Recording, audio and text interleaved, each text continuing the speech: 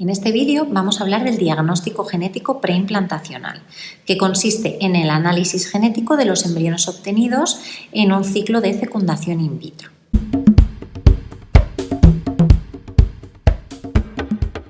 Este tipo de técnica se viene realizando desde el año 1990, ya es una técnica muy consolidada y de hecho lo que se ha visto en los últimos años es que cada vez aumentan más los casos en los que realizamos un diagnóstico genético preimplantacional, en gran parte porque los ginecólogos cada vez recomendamos por diferentes indicaciones a más pacientes incluir este tipo de técnica en la realización de su tratamiento de fertilidad.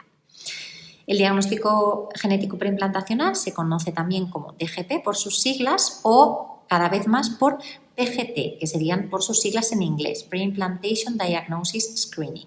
Y existen diferentes tipos de PGT, que es como nos referiremos a él a partir de ahora. Estaría el PGTA, que es la que realizamos más comúnmente, ¿vale? Que es el diagnóstico genético preimplantacional para aneuploidías. Esto es para alteraciones en el número de cromosomas, que a esto cualquier paciente está expuesto a tener embriones con este tipo de alteraciones cromosómicas. Luego lo hablaremos un poquito más en detalle. También tenemos el PGT-M, ¿vale? Para enfermedades monogénicas, que son para personas que son portadoras de una enfermedad que está localizada en un único gen, o sea, en una zona muy pequeñita de un cromosoma, ¿vale? Tienen la cantidad correcta de material genético, pero en una parte pequeñita de ese material genético hay una alteración, ¿vale?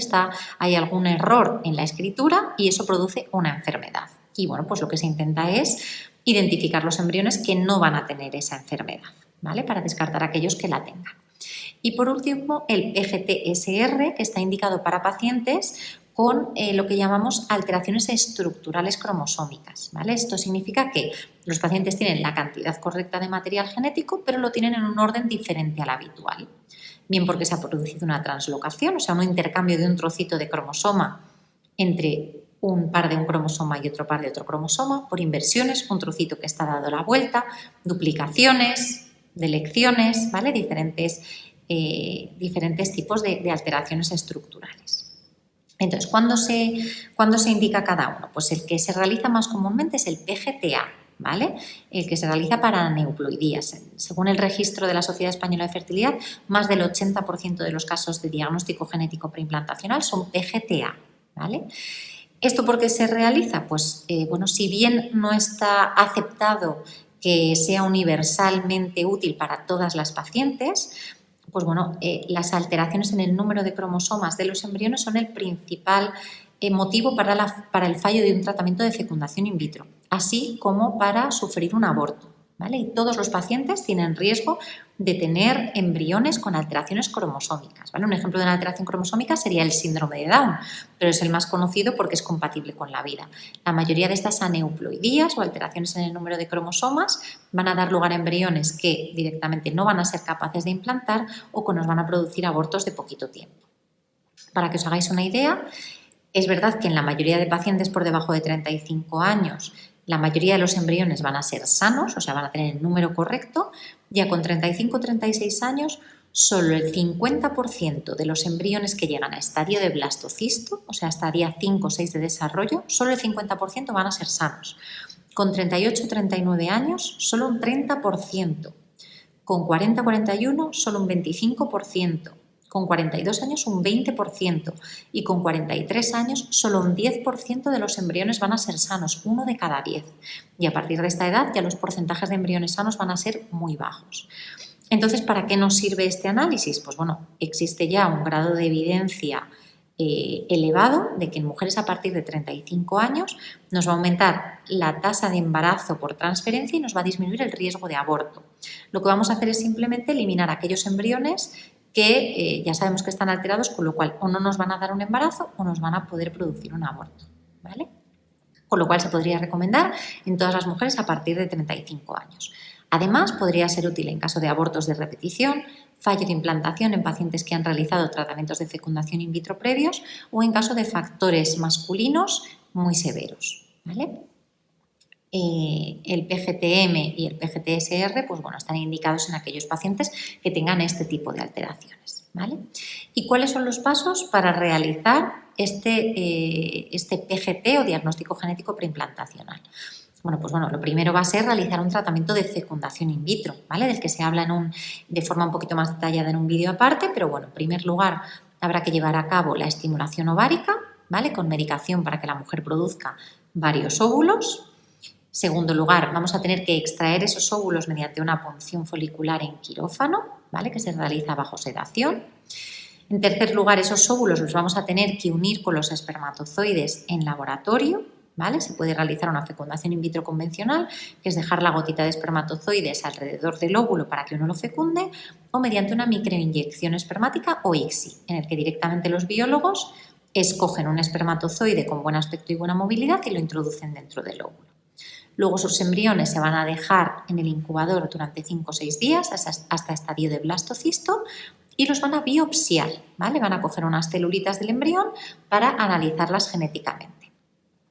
Aunque esto suene un poquito invasivo, existe un nivel de evidencia 1 que si la biopsia es realizada por manos expertas es una técnica segura, ¿de acuerdo?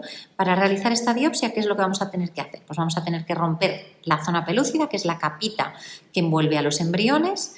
Los biólogos van a coger unas pocas celulitas de la zona más externa del embrión, que es lo que llamamos trofoectodermo, y las van a meter en un tubito y las van a enviar al laboratorio de genética, ¿vale?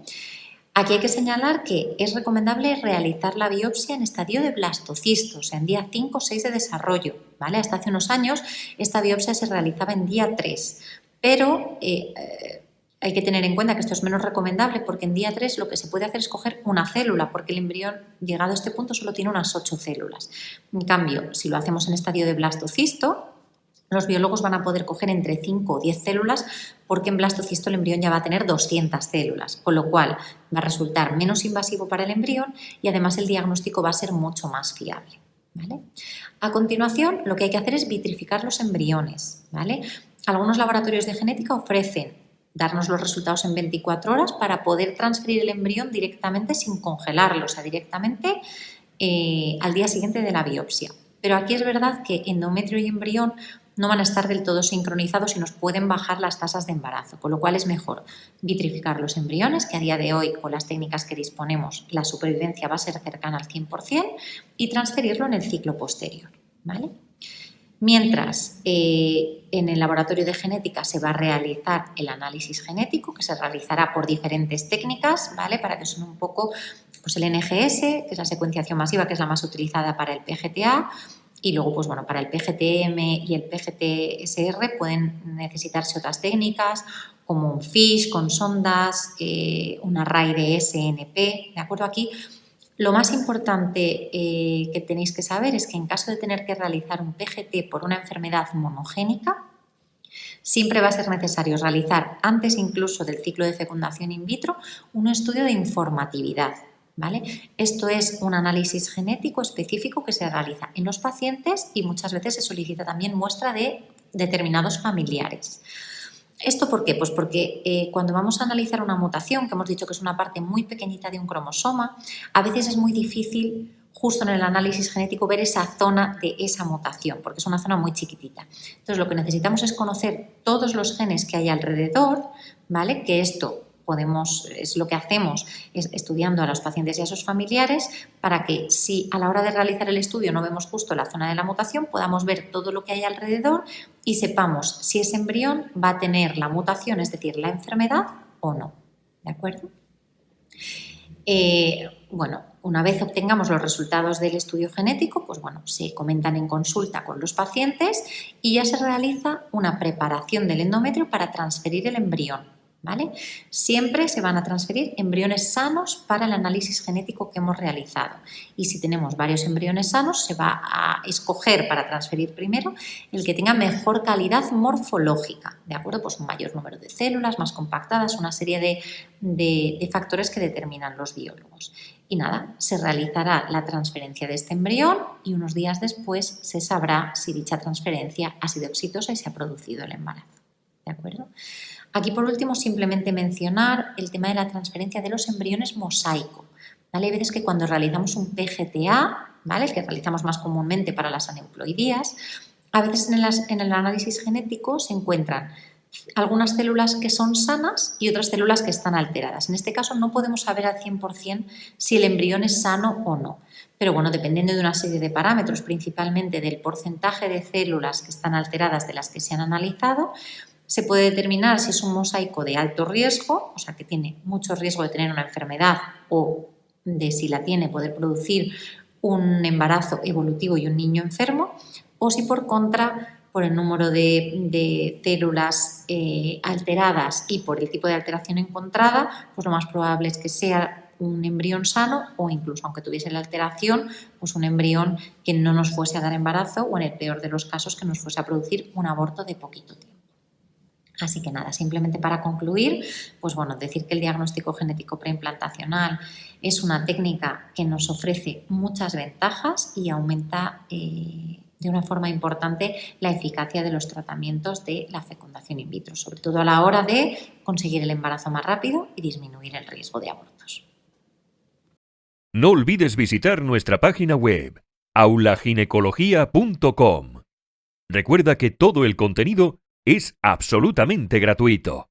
Vídeos, PDFs para seguir las clases, podcast, preguntas test. Además, con la suscripción, que también es gratuita, te enviaremos quincenalmente todas las novedades que hayamos publicado. Nos vemos pronto en aulaginecología.com.